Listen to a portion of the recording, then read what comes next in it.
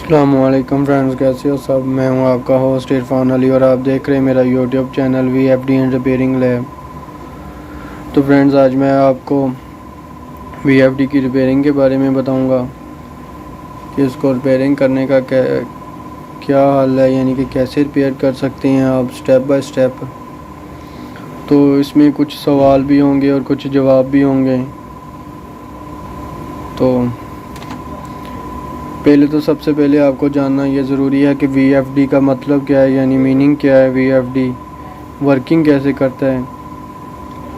VFD short words हैं variable frequency drive के, और VFD हमारा पहले AC से DC में कन्वर्ट होता है, फिर DC से AC में, यानी AC भी कह सकते हैं और DC भी अल्टरनेटिव करंट होता है। ये पल्सेटिंग, इसके ऊपर जो है ये पल्सेटिंग कह सकते हैं इसको।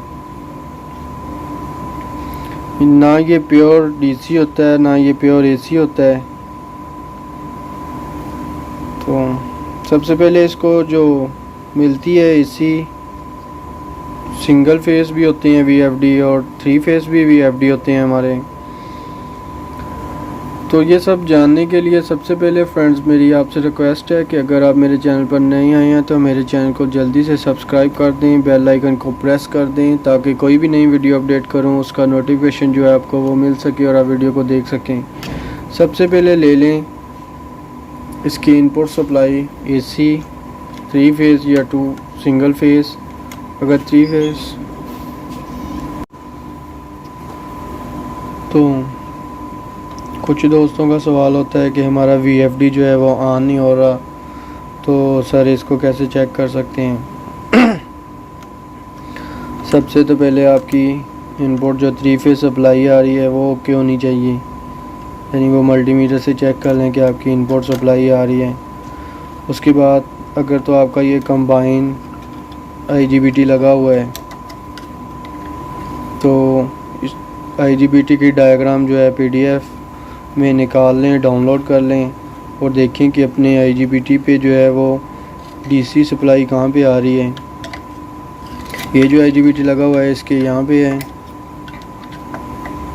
तो मुख्तलिफ होते हैं, जो बड़े VFD होते हैं उनमें रेक्टिफायर अलग होता है और IGBT अलग होता है। इसमें जो है कंबाइन है, यानी रेक्टिफायर और IGBT इकट्ठे हैं इसमें। तो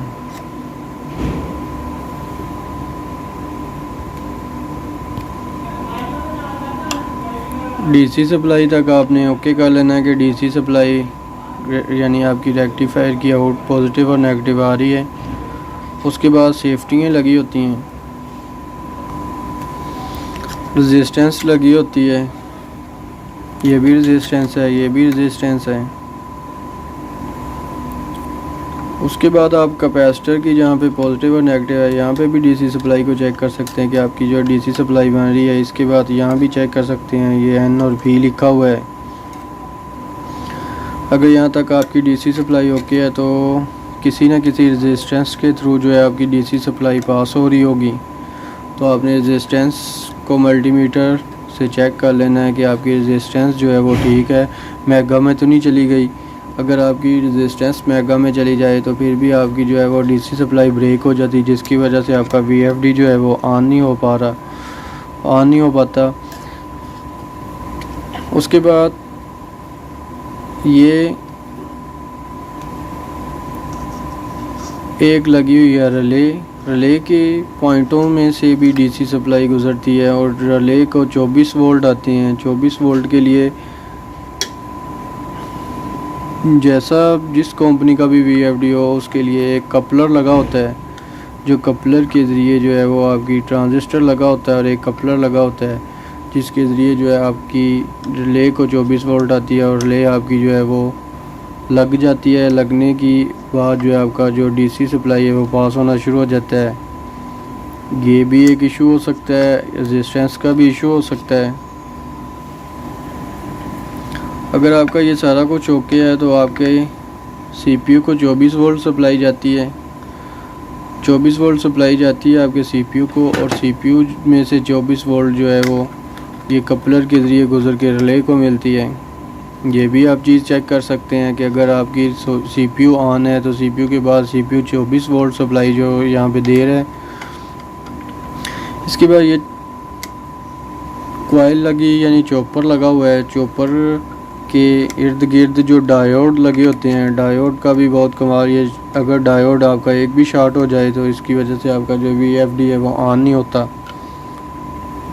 ये भी चेक कर सकते हैं आप, डायोड को चेक कर लें कि आपका कोई डायोड जो है वो शॉर्ट नहीं है। एक ये जो मॉसफेट लगी हुई है, ये देख सकते हैं, गेट, ड्रेन और सोर्स, तो इसको भी चेक कर लें। ये भी ख़राब होने की वजह से बाज़ दफ़ा जो आपका VFD वो ऑन नहीं होता। इसके अलावा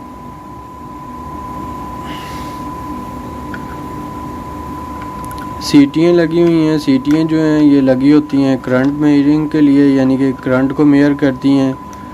अगर प्रोटेक्शन होती है ये, अगर आपने अपना करंट जो है 12 एम्पेयर इसमें इन्वर्टर में जो है वो फीड किया है, तो अगर आपका 12 से अबाव यानी ज़्यादा होगा करंट, तो ये आपका VFD जो है वो ट्रिप कर जाएगा, यानी कि ओवरलोड का फॉल्ट दे के ट्रिप कर जाएगा ये।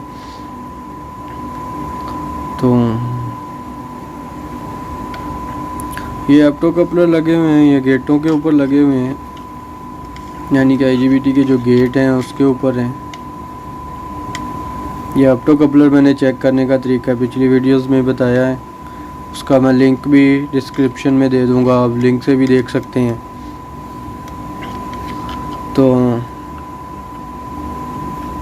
ये कैपेसिटर के ऊपर भी मैं वीडियो बना चुका हूँ कि ये 220 की तो समझ आ रही है, यानी कि UF है, तो वोल्ट इसके कहाँ पे हैं, तो इसके ऊपर भी मैं वीडियो बना चुका हूँ कि ये जो V लिखा हुआ है या W लिखा हुआ है या जो भी लिखा हुआ है उसकी एक उसका जो है टेबल होता है वोल्टेज रेटिंग का, तो वो वोल्टेज रेटिंग वहाँ से देखने पड़ती हैं। मैंने इसके ऊपर भी वीडियो बनाई है, अगर इसका लिंक भी मैं चलो डिस्क्रिप्शन में दे दूँगा, वहाँ से देख सकते हैं।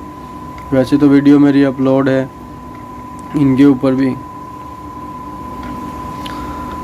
तो सबसे पहले अब स्टार्ट करते हैं। आपकी DC सप्लाई यहाँ पे आती है, DC सप्लाई रेक्टिफायर को AC सप्लाई जो है सॉरी वो रेक्टिफायर को आती है, रेक्टिफायर से जो है वो DC में कन्वर्ट होती है, DC में कन्वर्ट होके ये कैपेसिटर लगे होते हैं, इसमें बैंक बनता है यानी DC सप्लाई का। तो DC सप्लाई मुख्तलिफ पॉइंट से गुज़र के जो है वो IGBT तक आती है। ये यहाँ से फिर AC से DC से फिर AC में कन्वर्ट हो जाती है, यानी ये पल्सेटिंग्स यानी वोल्टेज होते हैं हमारे, ये ना प्योर AC होते हैं ना प्योर DC होते हैं। तो फिर ये आउटपुट UV W, ये बाज़ दफ़ा 3 सीटियाँ लगी होती हैं, बाज़ दफ़ा 1 लगी होती है, बाज़ दफ़ा 2 लगी होती हैं कुछ VFD में। तो फ्रेंड्स, जितने भी कंपनियों के जितने भी ब्रांड्स के VFD हैं उनका सबका जो तरीक़ेकार वो एक ही है, यानी बस उनके कनेक्शन में डिफरेंस है, यानी वर्किंग और प्रिंसिपल जो है वर्किंग वो एक ही है। तो इसके अलावा अगर आपके ज़हन में कोई सवाल हो तो आप कमेंट बॉक्स में कमेंट करके मुझसे पूछ सकते हैं। वीडियो को शुरू से लेकर लास्ट तक लाजमी देखा करें, तभी आपको समझ आएगी कि VFD को कैसे रिपेयर करना है। तो दुआओं में याद रखिएगा। मैं हूँ आपका होस्ट इरफान अली। अल्लाह हाफिज़।